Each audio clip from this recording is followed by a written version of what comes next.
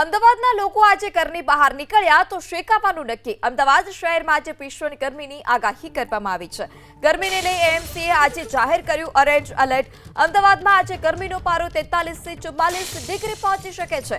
બપોરના સમયે અમદાવાદમાં આકરા તાપનું ટોર્ચર રહેશે, જેને લઈ સાવધાની પણ વર્તવામાં આવે તે પ્રકારની વાત પણ કરવામાં આવી રહી છે। અમદાવાદમાં આજે આગ ઝરતી ગરમી પડવાની આગાહી છે અને આ અંગ દજાડતી ગરમીને કારણે જે રસ્તાઓ છે તે પણ સુમસામ રહ્યા છે। અમદાવાદમાં આજે અંગ દજાડતી ગરમી પડવાની આગાહી છે। બપોરના સમયે 43 થી 44 ડિગ્રી સુધી જે પારો છે તે પહોંચી શકે છે। વધુ માહિતી સાથે સંવાદદાતા કુશાંક પણ આપણી સાથે જોડાઈ ચૂક્યા છે। કુશાંક, બપોરના સમયે 43 થી 44 ડિગ્રી સુધી ગરમી પડવાની આગાહી છે, શું વધારે વિગત?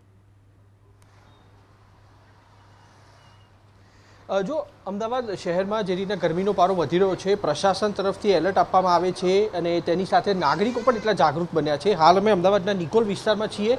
સૂર્યનારાયણ સોસાયટી અને તેની આસપાસનો જે વિસ્તાર છે ત્યાં આગળ આ રીતના સ્પ્રિંકલર છે તે અત્યારે લગાવવામાં આવ્યા છે। આ સ્પ્રિંકલરનો ઉદ્દેશ્ય માત્ર એટલો છે કે અહીંયા આગળથી પસાર થતા વાહન ચાલકો છે અને જે દુકાનદારો છે તેમને ગરમીથી 2-3 ડિગ્રીનો રાહત મળી શકે। જે વ્યક્તિએ આ સ્પ્રિંકલર લગાવ્યા છે જિગ્નેશભાઈ સાવજ, તે પણ આપણી સાથે છે। તેમની સાથે પણ વાત કરશું અને તેમને પણ પૂછીશું કે આ વિચાર તેમને કેવી રીતના આવ્યો ખાસ તો, અને કેટલા લીટર પાણીનો આમાં ઉપયોગ થતો હોય છે। જિગ્નેશભાઈ, આ વિચાર તમને ક્યાંથી આવ્યો અને ખાસ તો આ પાણીનું કનેક્શન આપણે કેવી રીતના આપતા હોઈએ છીએ?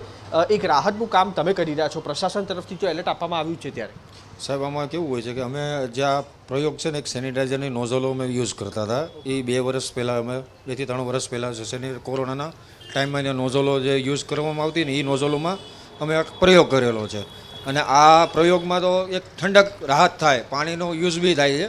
રોજનું મારે 1000 લીટર પાણી પીવું જાય છે અને એ હિસાબે આપણે લોકોને રાહત આપીએ છીએ કે ઠંડક થોડીક રાહત મળે લોકોને ગરમીની। કેટલા વાગ્યાથી કેટલા વાગ્યા સુધી આ સ્પ્રિંકલર ચાલુ? સ્પ્રિંકલર અમારા સવારના 11 વાગ્યાથી રાતના 9 વાગ્યા સુધી ચાલુ રહેશે, 11 થી 9 વાગ્યા સુધી। અચ્છા, અને કેટલો લગભગ સરાઉન્ડિંગ એરિયા કેટલો કવર કરતો? એરિયો તો સમજી લેવાનો 1.5 કિલોમીટરનો રેન્જ ગણી લેવાનો, 2 બાજુથી। ગરમીમાં રાહત મળે ખરી?